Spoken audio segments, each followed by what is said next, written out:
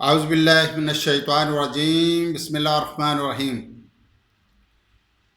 آج ہے 14 اکتوبر 2024، دن ہے سوموار کا۔ میرا نام ہے ملک محمود حنیف۔ السلام علیکم۔ انبیاء علیہ السلام میں سے ذکر چل رہا ہے حضرت یونس علیہ السلام کا۔ آج ہم ذکر کریں گے حضرت یونس علیہ السلام مچھلی کے پیٹ میں کیسے پہنچے، بطن ماہی میں۔ جب عذاب ٹل گیا بنی اسرائیل سے،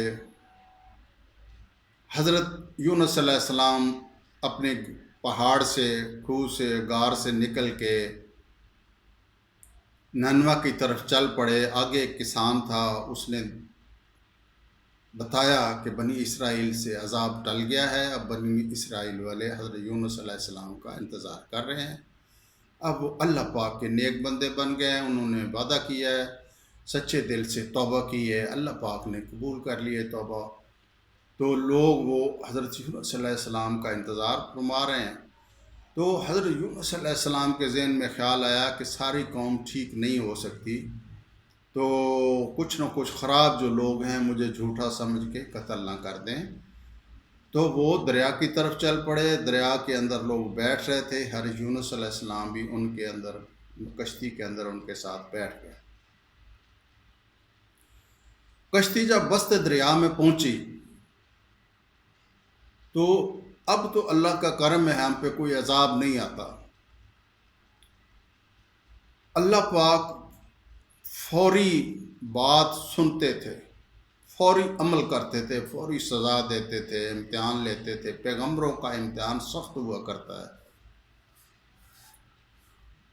تو جب کشتی وسط دریا میں پہنچی تو روایات میں آتا ہے کہ کشتی تھم گئی، ان کو آگے سے کسی بڑی مچھلی نے روک لیا۔ ایک زیادہ روایات یہ ہیں کہ کشتی طوفان کے اندر گر گئی۔ جب کشتی ڈوبنے لگتی ہے تو بوجھ اتارا کرتے ہیں،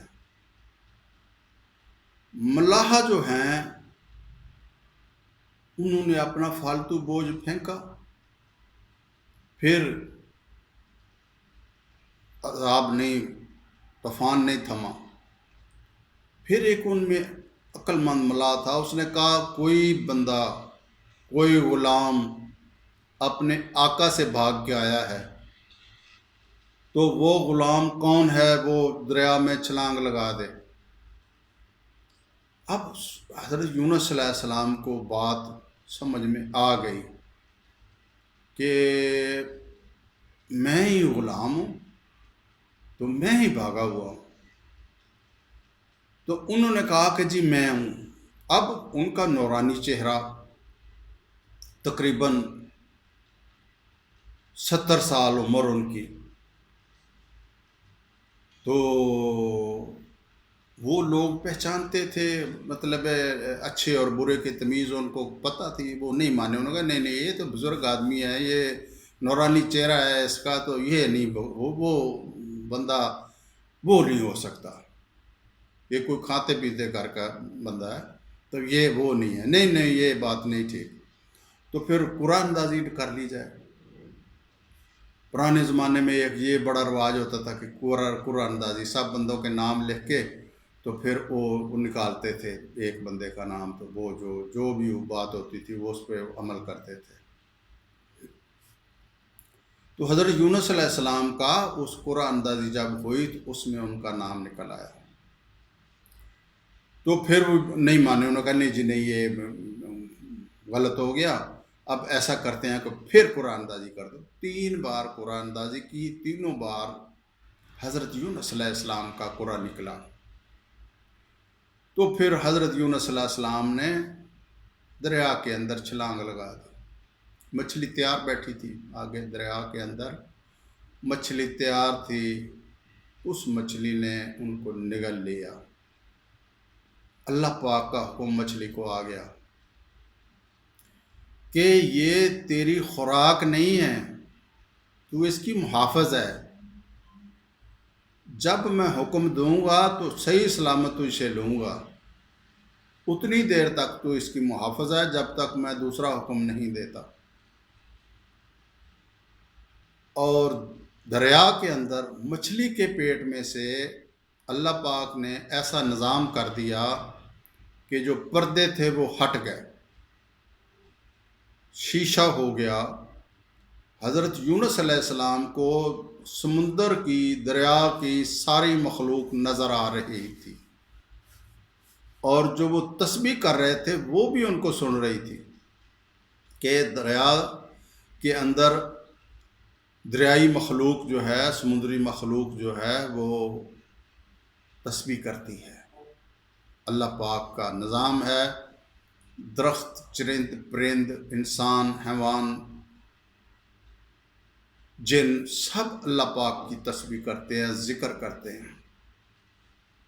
تو وہ ان کی ہلکی سی بھی جو بات تھی اللہ پاک کی، جو وہ حمد کرتے تھے، حضرت یونس علیہ السلام سن رہے تھے، تو پھر وہ بھی تسبیح کرنے لگے۔ پیغمبر تھے، ہوش میں تھے۔ مچھلی کا پیٹ جو ہے، جو دریائی مخلوق ہے،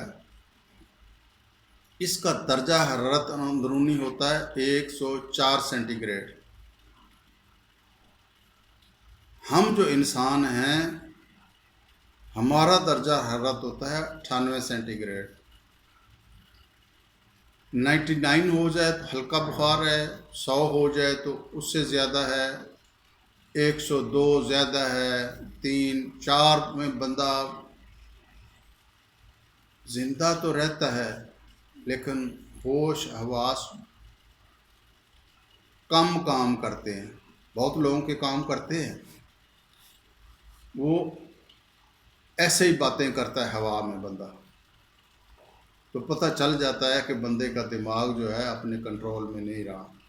104 والے بخار کا، تو وہ اس کی شدت جسم کے کسی نہ کسی حصے میں پڑ بھی سکتی ہے اگر بندہ زندہ رہے تو۔ زیادہ اب بچا لیتے ہیں، پہلے 104 پہ جو بندہ پہنچ جائے تقریباً وہ مر جاتا تھا، بہت کم لوگ بچتے تھے۔ تو 104 کے ٹمپریچر میں ایک انسان زندہ رہ سکتا ہے، پھر حکم خدا کا تھا، اس میں کوئی سائنس کی بات ہی نہیں تھی۔ تو حضرت یونس علیہ السلام دریائی مخلوق کی تسبیحیں سنتے اور خود بھی تسبیح کرتے، لا الہ الا انت سبحانک انی کنت من الظالمین، یہ تسبیح کرتے۔ تو بعض روایات میں ہے کہ ایک دن کے اندر مچھلی نگلا اور بحر اگل دیا، کچھ میں ہے 3 دن، کچھ میں ہے 7 دن، کچھ میں ہے 10 دن، اور آخری میں ہے 40 دن، کہ حضرت یونس علیہ السلام مچھلی کے پیٹ میں 40 دن تک رہے۔ مچھلی دریائے کلزم، دریائے مصر اور مختلف دریا جو ہیں وہ عبور کرتی ہوئی اس جگہ پہنچی جہاں پہ قارون تھا۔ اللہ پاک نے ان کو، مچھلی کو حکم دے دیا کہ اس کو بحر کنارے پہ اگل دیں۔ مچھلی نے حضرت یونس علیہ السلام کو دریا کے کنارے آ کے اگل دیا۔ اب ان کی حالت یہ تھی کہ ان کی جلد بہت نرم ہو چکی تھی،